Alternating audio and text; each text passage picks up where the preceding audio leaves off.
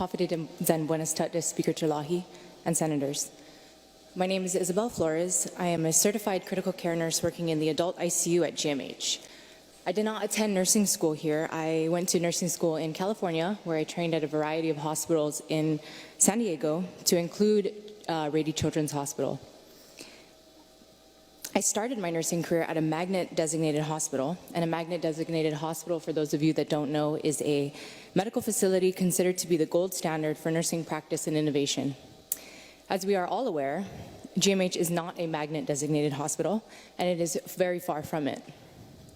I'm here today to share that despite what the administration has previously said, the state of the hospital is far from good, and we did not handle the typhoon well.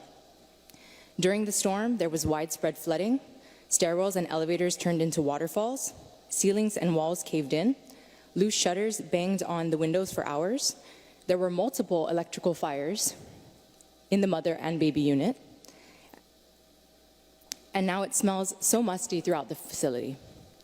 I was at GMH for 72 hours straight during the storm, sleeping on cots in the hallways with my fellow colleagues. And I know every single one of them would agree with me when I say that that building will not withstand another typhoon.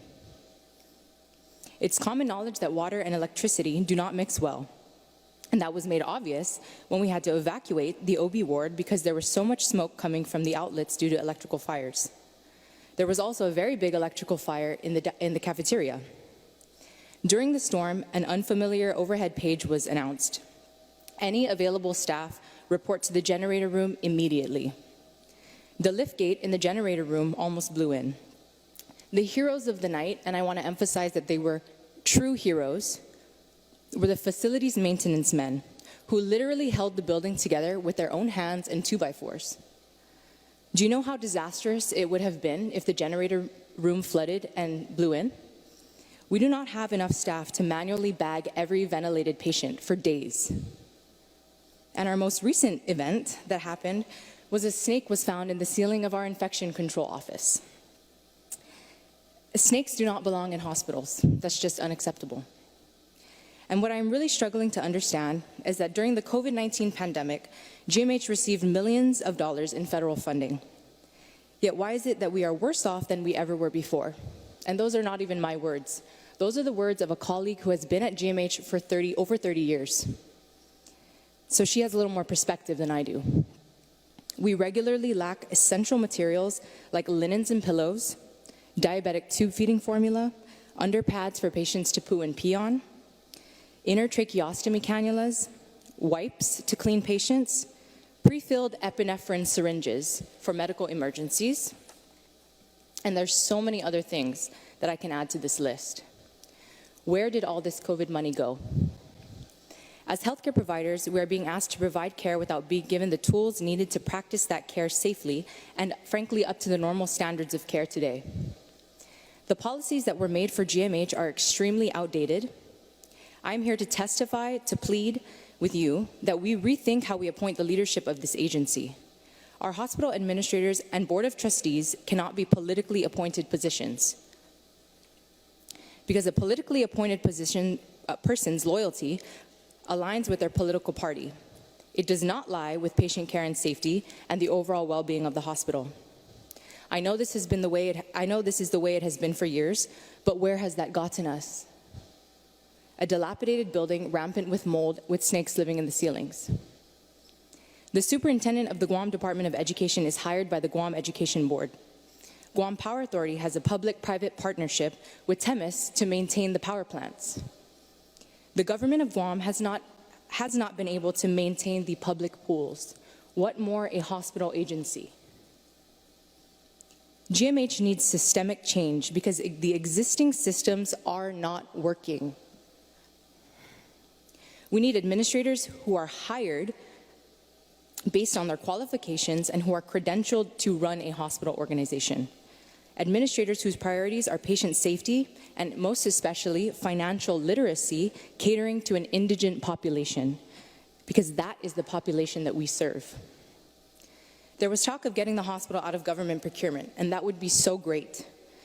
We need supplies at a much faster pace than government procurement allows for, except someone put a halt on that. There are only a few reasons I can think of why someone would not want GMH to do their own procurement. And that is, one, they just simply do not understand how important doing their own procurement is.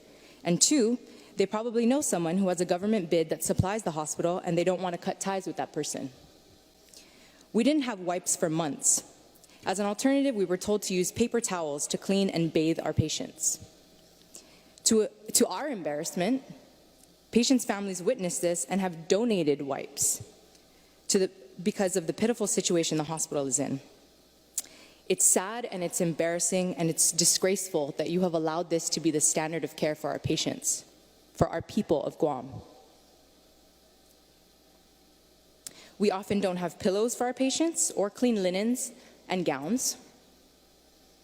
Imagine yourself in that bed, or your mother or your child, laying in their soiled personal clothes, soiled sheets, with a rolled up blanket under their head for a pillow.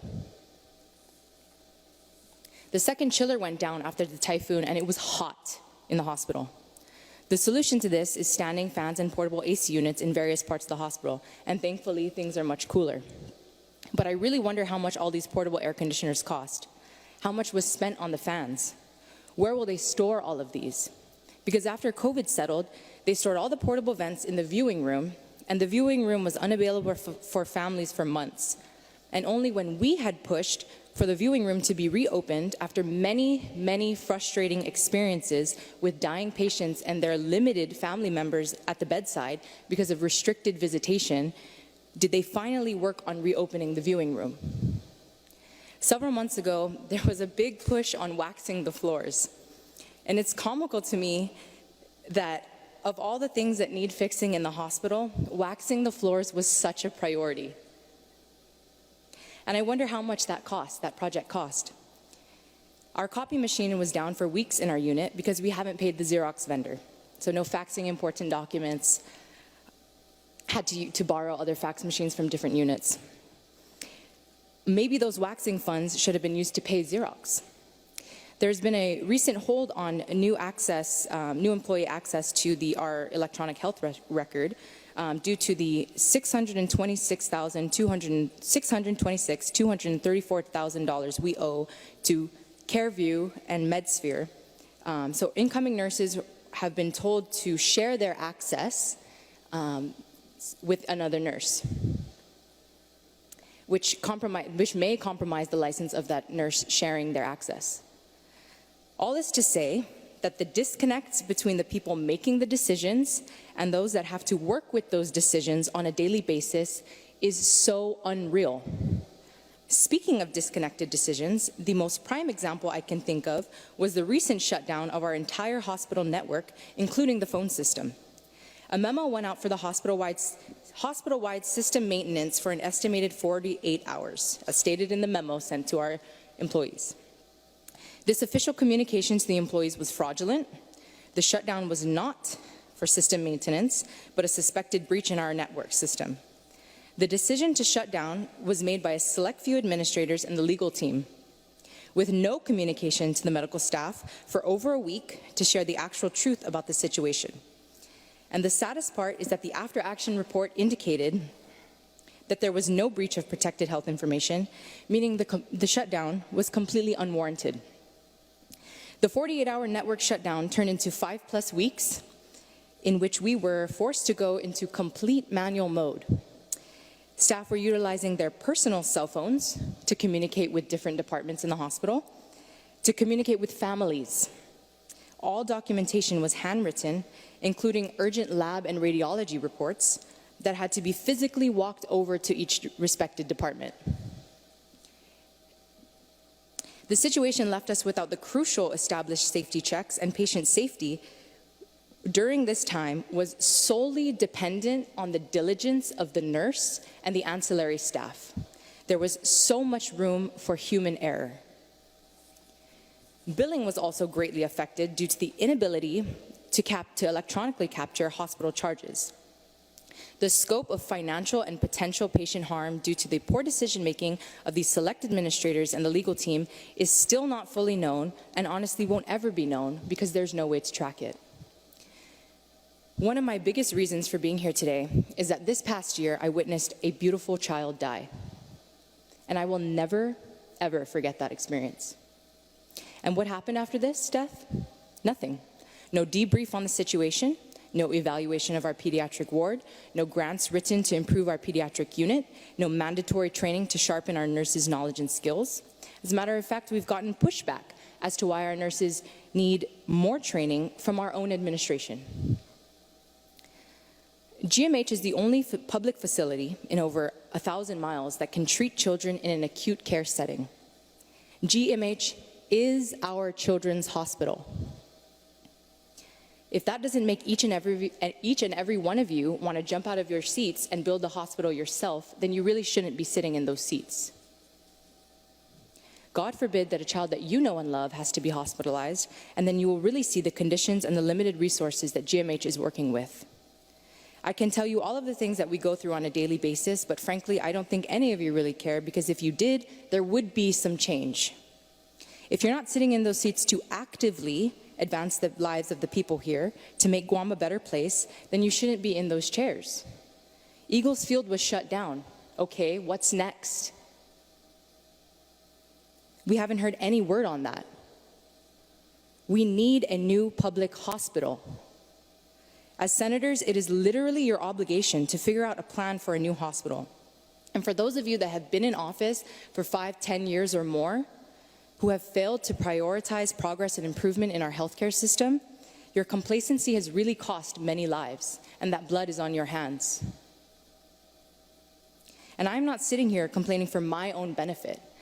I'm here because I'm the one taking care of the people in those beds, and I want better for them. But I'm wasting my breath sitting here and asking what the plan is, because I know none of you actually have a plan. Because if there were a plan, there would be some action. Not just words, because words mean nothing without action that follows. I'm here to tell you what we need, and that is first and foremost a new hospital building, if not for anyone but for our children.